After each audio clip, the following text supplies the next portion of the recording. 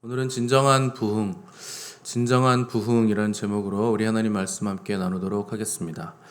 어떤 일을 하려면 이게 한 번에 해야 되는 일이 있고 또 장시간 시간을 들여서 해야 하는 일도 있습니다.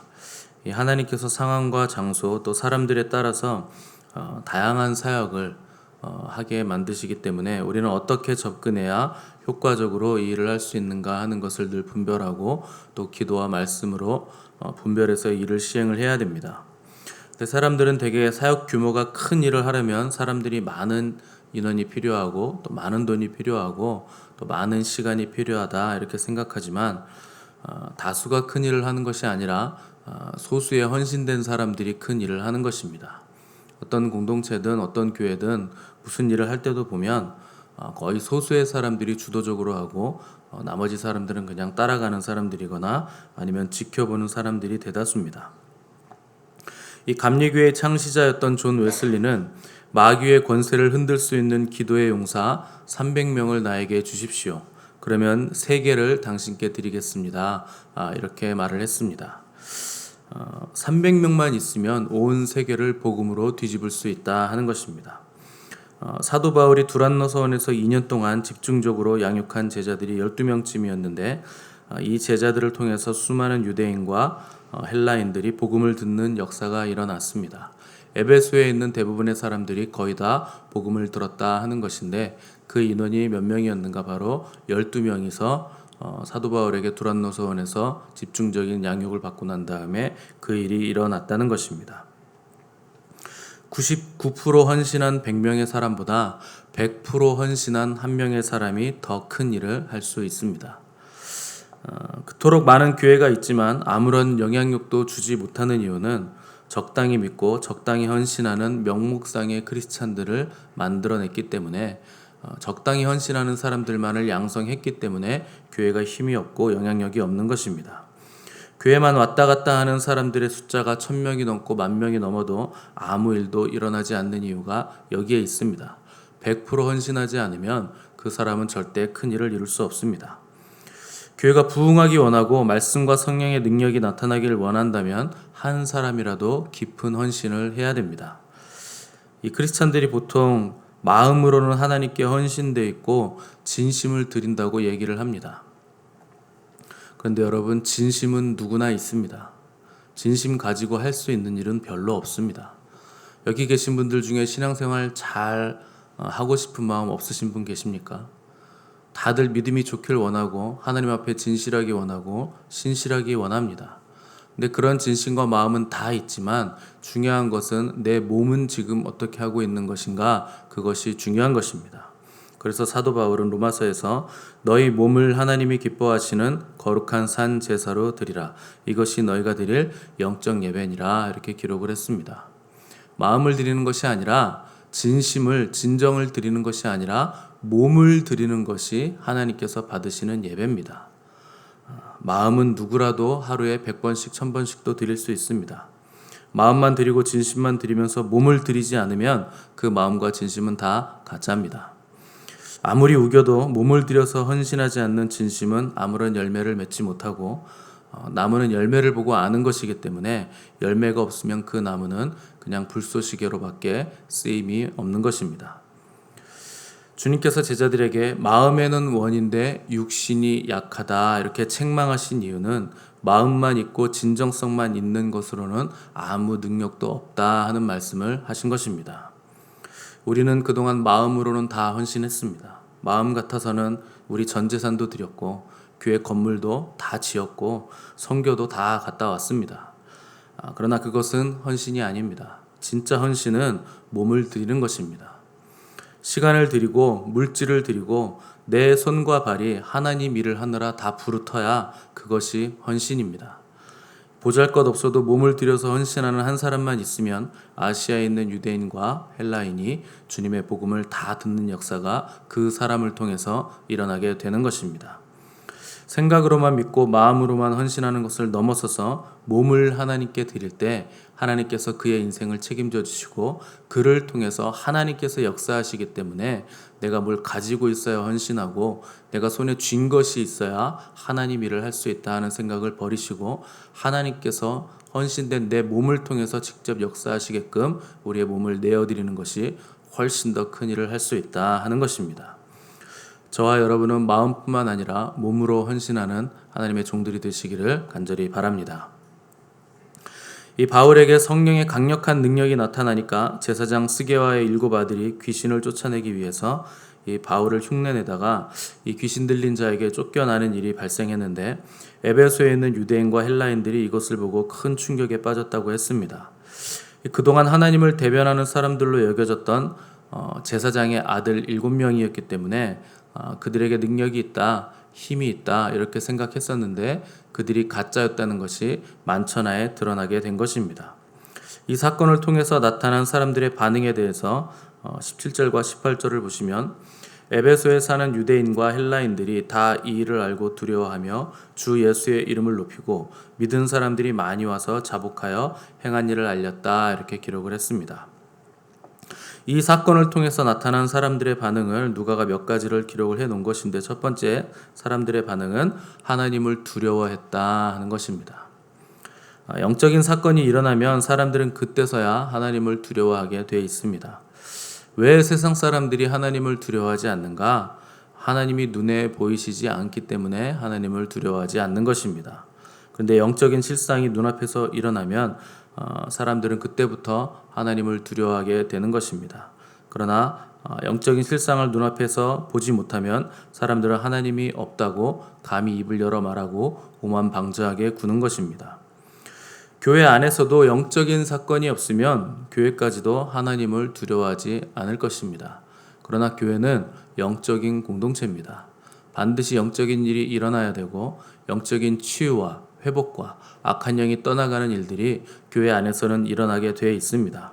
그런 일들이 일어나지 않는 교회는 결국 오만방자해져서 인본적인 교회로 전락해버립니다.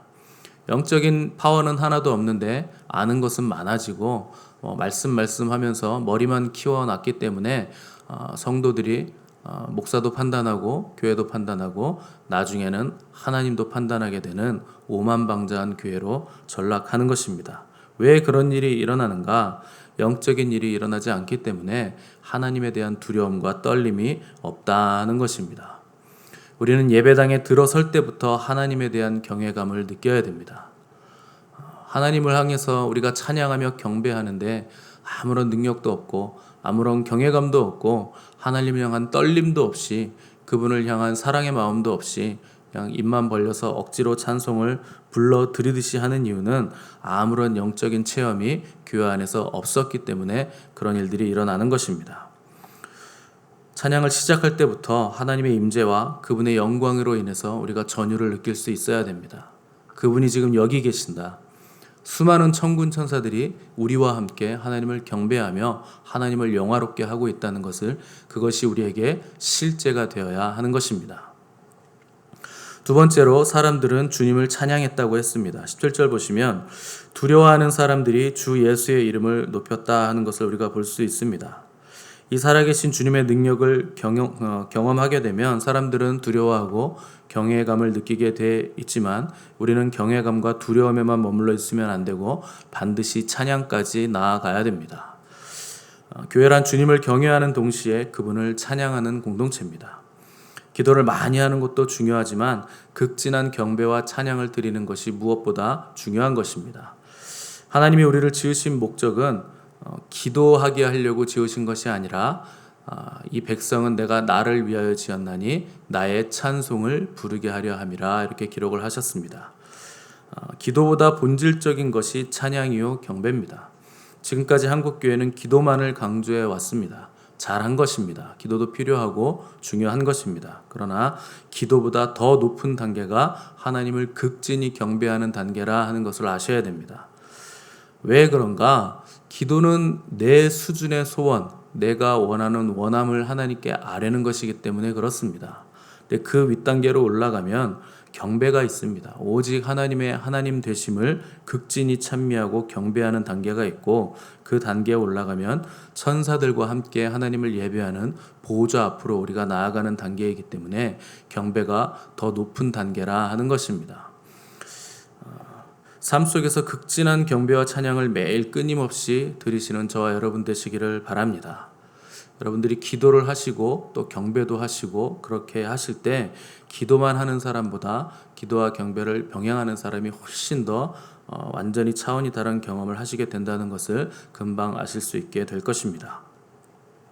세 번째, 이 사건을 통해서 나타난 사람들의 반응은 아주 중요한데 그들에게서 회개가 터졌다 하는 것입니다. 18절 보시면 믿은 사람들이 많이 와서 자복했다 이렇게 기록을 했습니다. 이 믿지 않던 사람들이 주님의 크신 일을 바라보고 주님을 영접하게 되면 바로 그 순간 성령님께서 강하게 역사하심으로 회개가 터지게 되어 있습니다. 사람들이 자발적으로 와서 자복하고 지난날의 죄를 고백하며 회개하기 시작했는데 이것이 바로 부흥이 일어나는 특징이고 부흥의 패턴입니다. 진정한 부흥에는 진정한 회개가 있습니다. 진정한 회개가 없는데 교회가 커지고 사람이 많아진다면 그건 부흥이 아닙니다. 무조건 사람이 많이 모이고 규모가 커지는 것은 사상누각입니다. 금방 무너질 규모이고 금방 무너질 모임입니다. 어느 순간 급속도로 무너져 내리게 돼 있습니다. 왜 그런가? 부흥은 먼저 무너져야 부흥이 오는 것인데 무너짐 없이 사람들이 모이고 탑을 쌓았기 때문에 기반 없이 쌓았기 때문에 그렇게 사람들이 많이 모이면 결국 무너진다 하는 것입니다. 여러분, 우리 교회가 부흥하기를 원하신다면 우리 교회에 회개가 터지기를 기도하시기 바랍니다. 회개 없는 부흥은 전부 다 무너질 탑입니다. 진정한 복이란, 진정한 부흥이란 규모나 크기가 아니라 하나님 앞에서 나의 죄인된 모습을 발견하는 것이 부흥입니다. 내가 쌓아온 인생, 내가 지켜온 자존심, 내가 필요하다고 생각했던 모든 근거들이 한꺼번에 무너져 내리는 것을 경험하는 것이 부흥의 시작입니다. 하나님 앞에서 내세울 것이 아무것도 없다는 것을 아는 가난한 마음이 될 때 진정한 회개가 터지고 부흥이 임한다 하는 것입니다. 이 역사상 일어났던 모든 부흥에는 회개가 있었습니다.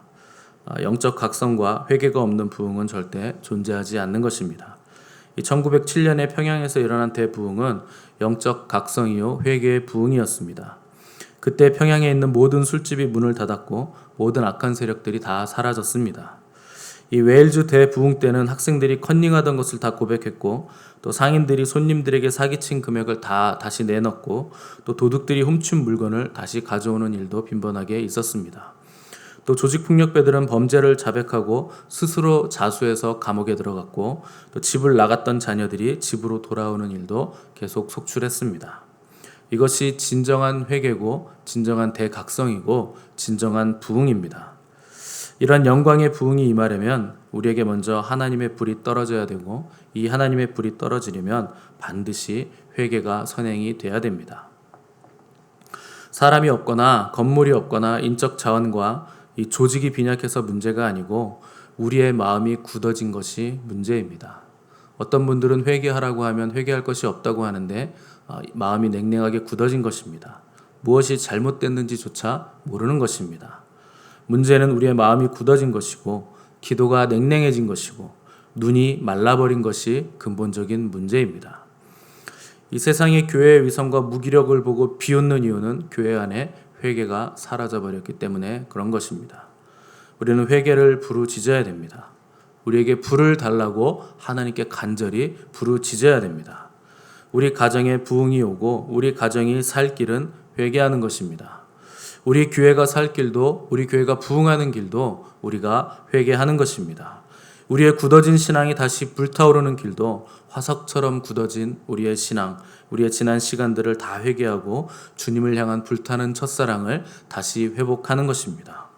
오늘 우리가 기도할 때 주님께서 우리에게 회개의 영을 부으시고 또 우리의 냉랭한 마음을 뜨겁게 하시고 주님과의 첫사랑이 회복되어 하늘로부터 내려오는 불이 임하도록 뜨겁게 기도하시는 저와 여러분 되시기를 간절히 바랍니다.